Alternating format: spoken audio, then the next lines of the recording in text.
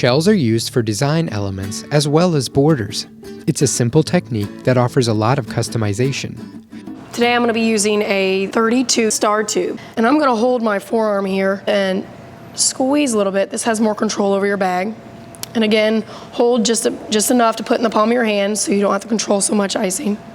Go at a 45-degree angle above your cake, blob a little bit of icing, and you're going to pull gently down towards the cake and release. Keep doing this until you get practice. You're going to pull down and release.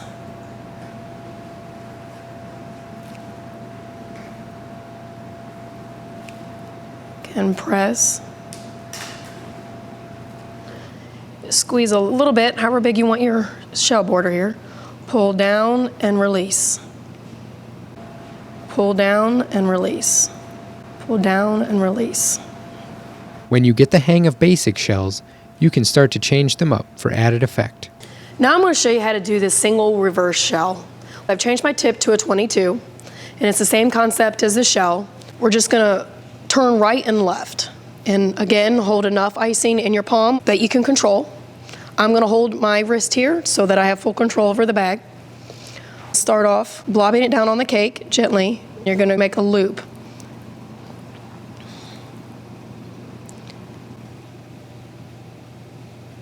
And then go the other way.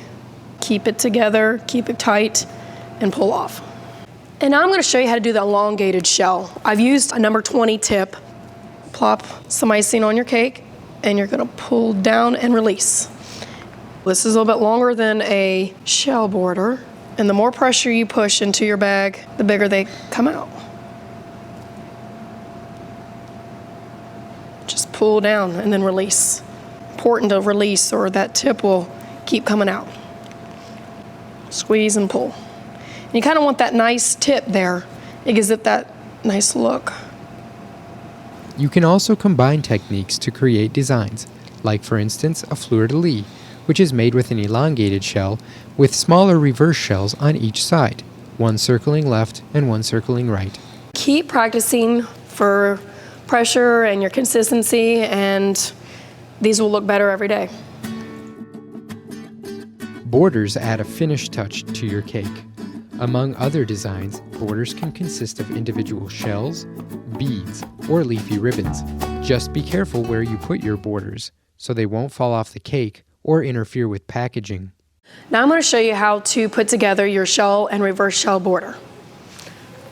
Start up with your nice clop of icing and pull down. And where that tail ends, you're going to do the same thing. And make sure you're consistent with how they look. Pull down and release. And then where that tail ends, start your next one. You can take a little time. With practice, you'll get faster at this. Pull up, pull down, release. And then again, start on that tail. Cover it up. So if you mess up a little bit, your next one will cover it up. And then we're going to move into the reverse shell. Again, this is the same concept, but you're going to go from right to left and left to right. Make sure that the hole in the middle is closed together so you don't see any icing. Where that tail ends, you can start over. Take your time so that it looks nice and it looks like they're connected. Another type of border I'm going to show you is called a bead border. This is made with just a round open tip. This happens to be a number 10. You could do this with any size from say a number probably 4 or 5 up to maybe a 10 or 12 or even an open coupler. Assume this was the side of the cake, keeping it straight, about a 45-degree angle. You're going to start squeezing. Remember to isolate the small amount you're comfortable with in your hand. Let it start poofing up and then let off and pull down towards the board or cake. Right next to that, do your next bead. You want to take care with this when you're doing these to create what looks like an actual bead. Try not to elongate these and pull out. You know, a teardrop style may be another type you could do, but for this application, we're doing what is actually a bead, so we want to try to keep them as round as we can. And this may take a little bit of practice, but just keep working at it. Practicing on a board or a pan like this is a good idea. Kind of eye this as you're squeezing and make sure that you let off pressure and just kind of release down towards the board, but eyeballing to make sure that they are all about the same size. And you can do these larger or smaller. If you want to squeeze larger, you can get a slightly larger bead. You're just squeezing more icing out. Remember to eyeball, keeping them all about the same size. There are variations where if you want to do like a pattern, say 3 beads large, 2 beads small, 3 beads large, something like that. This is a good pattern to start with and a good size. This will help you practice on getting them all round. Again, this is a number 10, just a round tip, no teeth on it. You start getting too small, maybe a 2 or 3, it's going to be too little, but I would say anywhere from maybe a 4 to a 5 up to a 10 or a 12 size tip would make a good bead, depending on what size cake you're using it on. So there you have it, a bead border made with a round tip. We're going to feature another type of border today. This is actually made with a rose tip. This is a 104 rose tip. This kind of shows you that you can use different tips for different things, because this not only makes the rose, but we're going to make a creative border out of it. We call it a ribbon border. Turn your narrow end towards the outside. If this was the outer edge of your cake, then you want the narrow end of the rose tip out towards you. This is going to be similar to your reverse shell. Start out and follow the same motions, kind of one way, work around, loop back over. Keep reversing this, keeping steady pressure on it as you go. Just looping back over. You'd follow this all the way down to the end of your cake. Start squeezing and then loop over, reverse it, loop over the other way. You're basically just going backwards and overlapping what you just did, kind of making a little E out of it. This will provide kind of a fancier version to your traditional shell or reverse scroll border. Kind of a little upscale. When you do a fancier cake, you might want to do a version like this.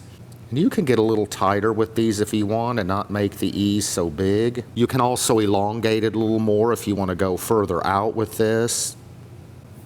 Getting tighter here at the end. Versus here, I got a little bit tighter down there, which gives just a slightly different effect. Just kind of stretch your ribbon a little bit longer and loop it.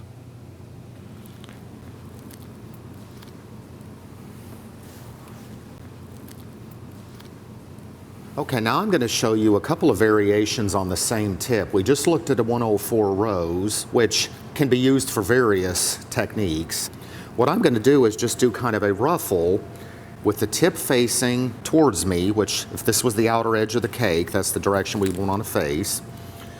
We're just going to move this back and forth fairly quickly, keeping steady pressure, no breaks in it. This is one you might want to experiment with and see, what you can come up with on your own, but there are a lot of different designs that can be done with this. You can kind of angle this up a little more. I've got my tip angled up towards me, and this will kind of make it stand up a little more. You're just zigzagging back and forth, kind of right next to each other. You can also turn the tip over the other direction facing away from you. Just overlap the previous ribbon. This kind of looks like ribbon candy. Steady pressure, kind of eye it as you're going along to make sure you kind of have even looking ruffles. And you can move slowly at this till you get the hang of it. This would also be done on the outside edge of the cake just to give you a different effect. Same tip. Steady pressure, just keep rolling right back over the ribbon you just made. Make sure you've got enough icing in the palm of your hand and enough pressure on it to continue through the whole ribbon so that you don't have any breaks in it. That way you have a continuous flow and an unbroken chain. And so there you have it, another use for a 104.